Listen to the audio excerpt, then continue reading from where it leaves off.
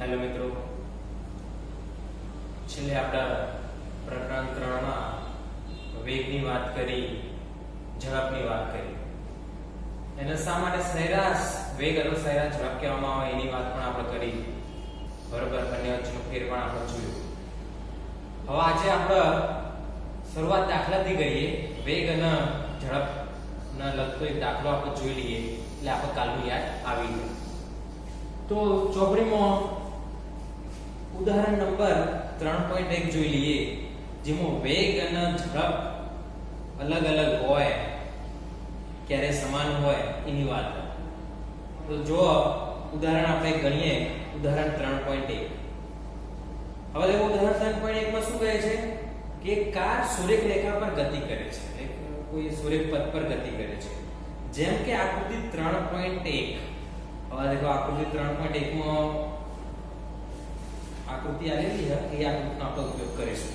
તો देखो page number 40 3.1 ની આકૃતિ જો.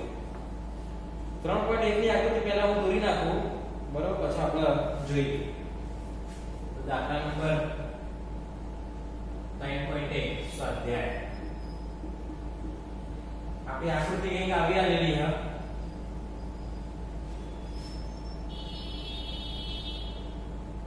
આટલા પર ઉદ્ગમ બિંદુ એટલે -40 -80 -120 અને -160.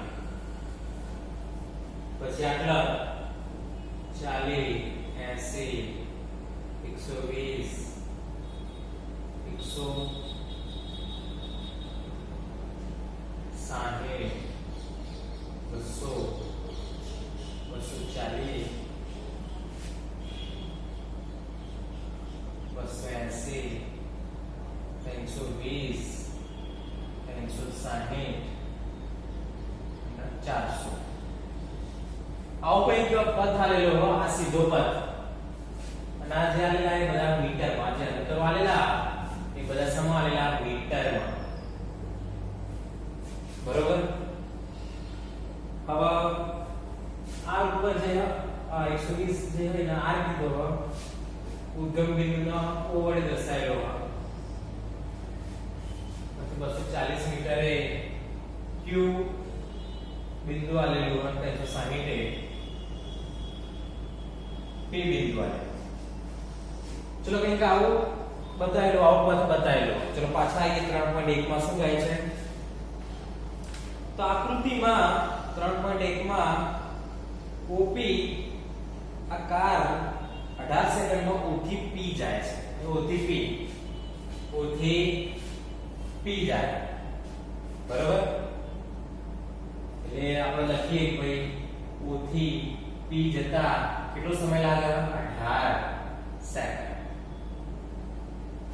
પછી શું કહે છે? અને 6 સેકન્ડમાં P થી Q જાય છે. P થી Q જતા 6 સેકન્ડ લાગે. એટલે O થી P જાય 18 સેકન્ડ, પછી P થી Q જાય એટલે 6 સેકન્ડ થાય છે. બરોબર. હવે આપણને કીધેલું કે કાર O થી P જાય અને O થી P પર જઈને Q પર પાછી વળે ત્યારે તેનું સરેરાશ વેગ અને સરેરાશ ઝડપ શું હશે. એટલે પહેલી ઘટના કીધી, પહેલી ઘટના આપણને એવી કીધી કે O થી P જાય ત્યારે સરેરાશ વેગ અને સરેરાશ ઝડપ કેટલી. અને બીજી બી માં પણ એવું કીધું કે O થી P જઈને Q પર આવે તો સરેરાશ વેગ અને સરેરાશ ઝડપ કેટલી. ચલો ખબર પડી ગઈ દાખલો. હવે બે ગણવાનું કે O થી P જાય થી Y જાય તો સરેરાશ વેગ સરેરાશ ઝડપ કેટલો, અને O થી ઉપર જે પાછું Q પર આવે તો સરેરાશ વેગ સરેરાશ ઝડપ કેટલો. ચલો આપણે પહેલું ગણીએ. એ નંબર આપણે ગણીએ. એ નંબર આપણે ચલો પથ આપણો O થી P. બરાબર. પહેલો આપણે ગણીએ સરેરાશ ઝડપ ગણીએ સરેરાશ ઝડપ. સરેરાશ ઝડપનું સૂત્ર શું હોય? પથ લંબાઈ ભાગ્યા સમય. આ તો ખબર જ છે. ચલો સરેરાશ ઝડપ પથ લંબાઈ ભાગ્યા. ચલો ઓથી પી જાય તો પથ લંબાઈ કેટલી? ઓથી પી જાય તો પથ લંબાઈ કેટલી? તો ઓથી વળે અંદર કેટલું થાય? 360. 0 40 80 120 360. પથ લંબાઈ કેટલી થઈ? 360 મીટર. સમય ચલો દો તો આપણને આ નીકળે ઓથી પી જતા 18 સેકન્ડ લાગે. તો અહીં 18 નું 36 જવાબ આવે 20 મીટર પ્રતિ સેકન્ડ. ચલો ખબર પડી ગઈ. ચલો સરેરાશ વેગ ગણી કાઢીએ. સરેરાશ વેગનું સૂત્ર શું હોય? સ્થાનાંતર ભાગ્યા સમય. તો સ્થાનાંતર એટલે સીધું અંતર. પ્રારંભિક અને અંતિમ સ્થાન વચ્ચેનું સીધું અંતર. પ્રારંભિક અરિયું અંતિમ p વચ્ચેનું અંતર 360 અથવા તો 360 અને સમય એટલું. સમય કોઈ સીધું લેવાનું નહીં. સમય સીધું લેવાનો. સમય તો ટોટલ જે હોય એ લેવાનો. તો વધી વધી જતા 18 સેકન્ડ લાગે તો 18. તો કેટલો આવે જવાબ? 20 જ આવે. 20 મીટર પ્રતિ સેકન્ડ. ચલો ખબર પડી ગઈ. તો આ નંબર આપણે ગણી કાઢીએ. ચલો બી નંબર ગણી કાઢીએ આપણે. બી નંબર આપણને એવું કીધેલું કે ઓથી પી જાય પણ પી આગળ ઉભું રહેતું નહીં અને ત્યાંથી ક્યુ પર જાય. એટલે આપણો પથ ઓપી ક્યુ. ઓપી એટલે ક્યુ. ચલો ખબર પડી ગઈ. હવે પાછો આપણે ગણી કાઢીએ સરેરાશ ઝડપ પથ લંબાઈ ભાગ્યા સમય. આ સૂત્ર આવે. ચલો પથ લંબાઈ એટલે કાપેલું કુલ અંતર. કાપેલું કુલ અંતર કેટલું હોય? વયથી વય જાય હ 360 પણ આટલું ઊભું રહેતું નહીં. વયથી વય જાય. આ અંતર કેટલું? આ જે વચ્ચેનું અંતર આ કેટલું? p થી q વચ્ચેનું અંતર કેટલું? તો 360 પછી 240 બાદ કર. આ બે વચ્ચેનું 360 પછી 240 બાદ એટલે અંતર મળ્યું. ફરીથી આ 360 240 બાદ કરો તો આ મળી જાય. એટલે આ અંતર કેટલા મળે? 360 માંથી 240 બાદ કરું તો કેટલા આવે જવાબ? તો જવાબ આવે મારે 120 મીટર. તો આ અંતર આપણને મળી ગયું. ચલો મળી ગયું 120. ચલો હવે પાછા આવીએ પથ લંબાઈ ભાગ્યા સમય. પથ લંબાઈ કાપેલું કુલ અંતર. ઓથી p 360 કાપો વત્તા પાછો p થી q 120 કાપો. આ આપણો ટોટલ પથ લંબાઈ થઈ. અને સમય કેટલો થયો? તો જો ઓથી y આવે ઓથી p તો 18 સેકન્ડ અને p થી q આવે તો 6 સેકન્ડ. નેચરલ આવે સમય એ 18 વત્તા 6. તો સાદું કાપીએ તો 60 વત્તા 120 કેટલા થાય? તો 0 6 ને 8 અને 480 અને 18 ને 6 24. હવે 24 48 એટલે જવાબ આવે આપણો 20 મીટર પ્રતિ સેકન્ડ. તો સરેરાશ જવાબ મળી ગયો. હવે સરેરાશ વેગ શોધી નાખીએ. સ્થાનાંતર ભાગ્યા સમય. સ્થાનાંતર એટલે પ્રારંભિક અને અંતિમ વચ્ચેનું સીધું અંતર. પ્રારંભિક o અંતિમ q. p નહીં કારણ p ઊભું રહેતું ને p થી પાછું q આવે. p થી પાછું આ q આવે. એટલે પ્રારંભિક અને અંતિમ વચ્ચેનું સીધું અંતર. સીધું અંતર આપણને 240. અને સમય કેટલો? સમય સીધું નહીં. સમય તો ટોટલ. એટલે વયથી વય જ્યાં 18 વયથી વય આયા 6 એટલે 24 જ. 24 ખબર પડી ગઈ. 18 ના 6 24. સમય સીધું લેવાનું. અંતર આપણે સીધું લેવાનું. સમય તો ટોટલ જેટલું થયું હોય એટલું. સમય ટોટલ જેટલું થયું હોય એટલું. ખબર પડી ગઈ. તો 24 જ થાય. 24 સેકન્ડ. ચલો 24 ના 240 ને 10 મીટર પ્રતિ સેકન્ડ. ચલો ખબર પડી ગયા છે તમને. વેગ એટલે સ્થાનાંતર ભાગ્યા સમય. ઝડપ પથ લંબાઈ ભાગ્યા સમય. ઝડપ અને વેગ સમાન પણ આઈએ કર. હવે જોવા દેખાય છે સમાન આઈએ કર. બીજું ઝડપ એ વેગ કરતા મોટું પણ આઈએ કર. પણ હા કદી ઝડપ વેગ કરતા નાનું ના હોય. મેં તમને કીધું કે પથ લંબાઈ સ્થાનાંતર કરતા મોટી હોય કે સ્થાનાંતર જેવડી હોય કે સ્થાનાંતર કરતા નાની ના હોઈ શકે. પથ લંબાઈ કદી સ્થાનાંતર કરતા નાની હોઈ શકે નહીં. એ જ રીતે સરેરાશ ઝડપ કદી સરેરાશ વેગ કરતા નાનો હોઈ શકે નહીં. કાં તો સમાન હોય કાં તો કોઈ સંજોગોમાં મોટું હોય પણ નાનું ના હોય એક ઝડપ. ખબર પડી ગઈ? તો આ દાખલો આવ્યો.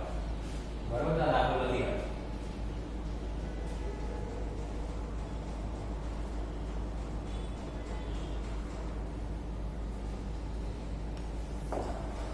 ચલો આગળ વધીએ આપણે. ટોપિક જોઈએ, વેગની જ વાત આપણે કરવાની છે. પણ આ વેગને આપણે કહીશું તાક્ષણિક વેગ.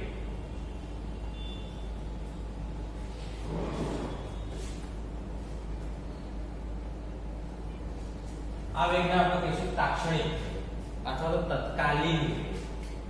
ટોપિક છે આપણો તાક્ષણિક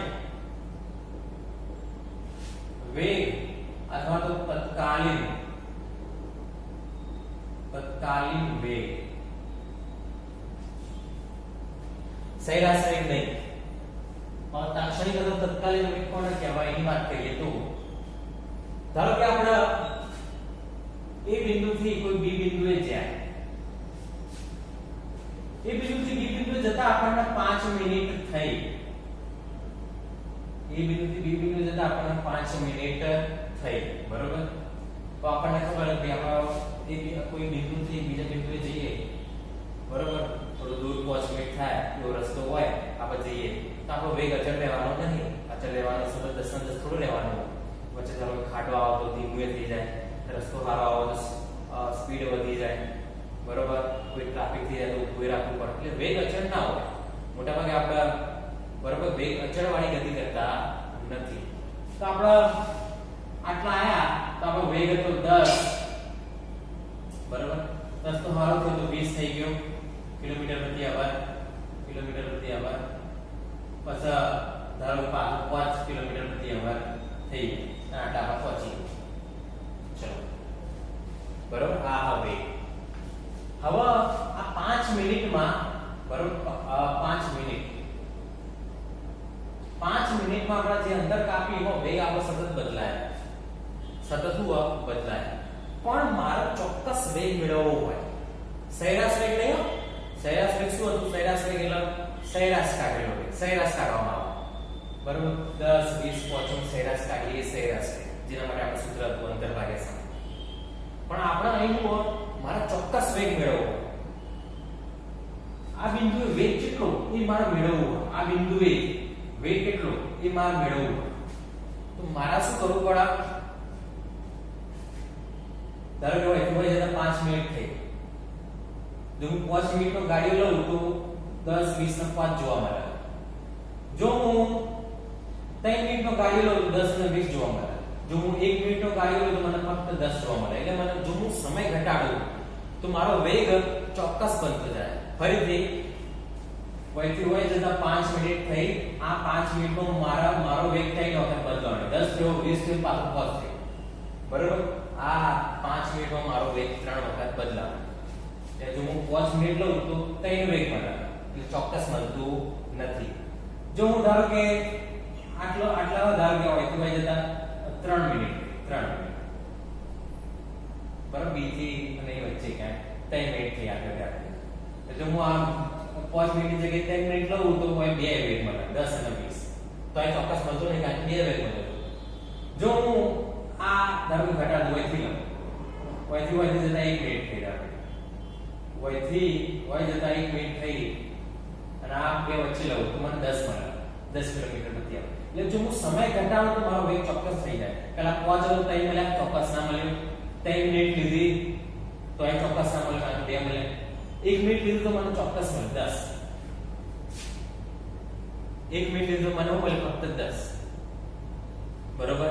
તેનો અર્થ એવો કે જો હું સમય ઘટાડું તો મારો વેગ ચોક્કસ બને. અને કોઈ એક સમયે મારો વેગ ચોક્કસ હશે. બરોબર?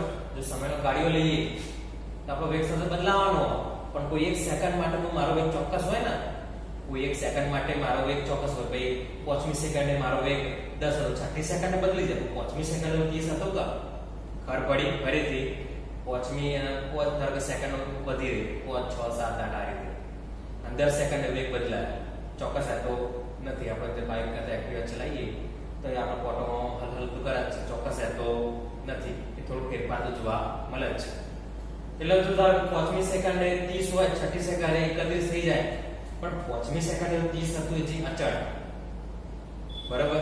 ભલે 6ઠી સેકન્ડે 31 થઈ જાય, પણ કોઈ ચોક્કસ સમય માટે મારો વેગ અચળ રહે છે, મારો વેગ ચોક્કસ રહે છે, બરાબર. તો એવા વેગને આપણે કહીશું તાક્ષણિક વેગ. તે ક્ષણે વેગ. તાક્ષણિક વેગનો અર્થ થાય જે તે ક્ષણે વેગ. વેગ એક ક્ષણે વેગ કેટલો એ, બરાબર. એક ક્ષણે વેગ કેટલો એ રહ્યો એ તાક્ષણિક વેગ કહેવાય, બરાબર. હવે આ તાક્ષણિક વેગની વાત કરીએ, તાક્ષણિક વેગ કઈ રીતના મળે? તો આપણે સરેરાશ વેગનું સૂત્ર હતું, સરેરાશ વેગનું સૂત્ર હતું delta H upon delta T. આજે તો સૂત્ર સરેરાશ વેગનું બી આ રીતના 12 વડે દર્શાવેલા, v12. હવે ચોક્કસ વેગ મને કઈ રીતના મળ્યો? સમયના ઘટાડા. જો હું 5 મિનિટ લઉં તો મને 3 મળ્યો, 3 મિનિટ લઉં તો મને 2 મળ્યો, 1 મિનિટ લઉં તો મને 1 મળ્યો, ચોક્કસ મળ્યો. એટલે હું જો સમય ઘટાડતો જઉં તો મારો વેગ ચોક્કસ બની જાય. અહીં આપણે વાત કરીએ, જો હું 5મી સેકન્ડ લઉં તો 30 મળે, 6ઠી સેકન્ડે 31 થઈ જાય, જે તે સમયે મને કોઈ ચોક્કસ મળે. જો હું સમય ઘટાડી દઉં તો મારો વેગ ચોક્કસ મળે, બરોબર. તાક્ષણિક એનો વેગ કહેવાય. તો શું કરવામાં આવે? સમયને ઘટાડવામાં આવે. તો આ સમયને ઘટાડવા માટે એક સિમ્બોલ આપણે સમય ડેલ્ટા ટી ને ઘટાડવો, 0 ની નજીક લઈ જવું, 0 નહીં, 0 ની નજીક. એટલે આ આવું લખવાનું લિમિટ. આનો અર્થ શું થાય? ભાઈ 0 ની નજીક લઈ જવાનું, પણ 0 નહીં લઈ જવાનું. એનો આ સિમ્બોલ ખબર પડી કે આનો અર્થ શું થાય? મૂલ્યને 0 ની નજીક લઈ જવામાં આવે છે, પણ 0 નહીં. આપણે સમય એકદમ ઓછો કરવો. સમયને જો હું ઓછો કરે તો મને વેગ ચોક્કસ મળશે, તો સમયનો ઓછો કરવો મારે, પણ 0 નહીં. એટલે 0 સમય તો બસ વેગ ગણાય ને, બરોબર. વેગ ગણાય ને. એટલે હું સમયને એકદમ નાનો લઈ જઉં, 0 નહીં, એટલા માટે લિમિટ લીધી, LIM લિમિટ કહેવાના. LIM નો અર્થ એવું થાય 0 ની નજીક થાય પણ 0 નહીં. એટલે આ જો આમાં હું સમયને નાનો કરું તો આ જે સૂત્ર હતું આવું બની જાય, dx dt. આ જે ડેલ્ટા, આના ડેલ્ટા કહેવાય, જે આ સિમ્બોલ એના ડેલ્ટા કહેવાય. ડેલ્ટા એ dx dt થઈ જાય, તો જે ડેલ્ટા નો d થઈ જાય. અને આ જે v12 ને નેગેટિવ છે, કારણ કે v12 નું હતું સરેરાશ વેગ, જ્યારે અહીં આપણને શું મળે? ચોક્કસ વેગ. તો ચોક્કસ વેગ એટલે સરેરાશ નો સિમ્બોલ રાખવાની જરૂર નથી, એટલે આવું બની જાય. એટલે આ આમાં રૂપાંતર થઈ જાય. એટલે વેગનું સૂત્ર આવ્યું આપણું તત્કાલીન વેગ, તાક્ષણિક વેગ, જેના આપણે વેગ કહીશું. ફરીથી કોઈ સરેરાશ વેગ હોય એટલે સરેરાશ વેગ કહીશું, પણ કોઈ તાક્ષણિક વેગ હોય, તત્કાલીન વેગ હોય, તેને આપણે ફક્ત વેગ તરીકે જ સંબોધશું. ખબર પડી ગઈ? એટલે હું કોઈ વાક્યમાં વેગ લખેલો હોય ને તો સમજી જવાનું ભાઈ તાક્ષણિક વેગ અથવા તત્કાલીન વેગ હશે. કોઈ દાખલામાં સરેરાશ વેગ આવું શબ્દ લખેલો તો જ સમજવાનું સરેરાશ વેગ. ફક્ત વેગ લખેલો હોય તો આ સમજવાનું. ચલો ખબર પડી ગઈ. તો આ સૂત્ર આપણે યાદ રાખીશું. હવે વાસ્તવમાં હું આ હું તો આ વાસ્તવમાં હું આ dx dt શું છે? વિકલન. શું? વિકલન. જે ગણિતના વિદ્યાર્થીઓ હશે, બરોબર, એમને બધા ખબર પડશે આ વિકલન તમારા આવશે, ગણિતમાં આવશે, આપણે ફિઝિક્સમાં હું દાખલામાં આવશે. વિકલન કહેવાય. આનો શું કહેવાય? અને શું વંચાય? તો સ્થાનનો સમયની સાપેક્ષે વિકલન આવું કહેવાય.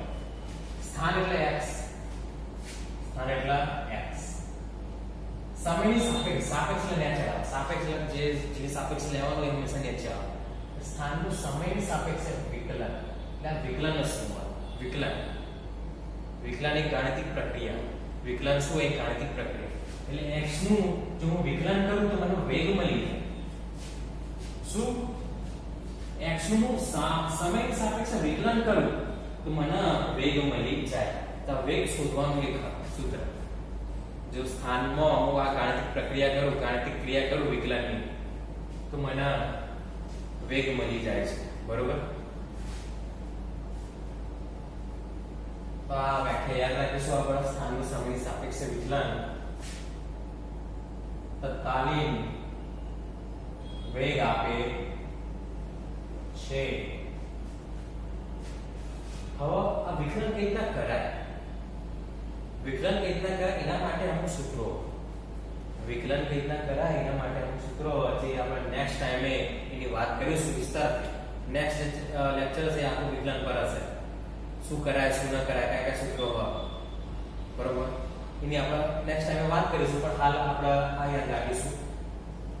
સ્થાનનું સમયની સાપેક્ષે વિકલન એટલે ફક્ત આપણને સ્થાન આલેલું હોય, ફક્ત સ્થાન આલેલું હોય, સ્થાનનું કોઈ સૂત્ર આલેલું હોય, તેના પરથી આપણે વેગ શોધીએ, વેગ શોધી પછી વિકલન કરી નાખવાનું. સમયની સાપેક્ષે શું કરવાનું? વિકલન કરી નાખવાનું. તો આ વસ્તુ આપણે યાદ રાખીશું. બીજું, આનો એકમ પણ સરેરાશ વેગનો જે હતો એ એકમ, કારણ કે આંતરભાગ્ય સમય છે, આંતરભાગ્ય એક પ્રકારનો સમય છે. બરોબર? ભલે આ ક્રિયા આવી વિકલનની, પણ વાસ્તવમાં આંતરભાગ્ય સમય છે, એનો આનો એકમ પણ મીટર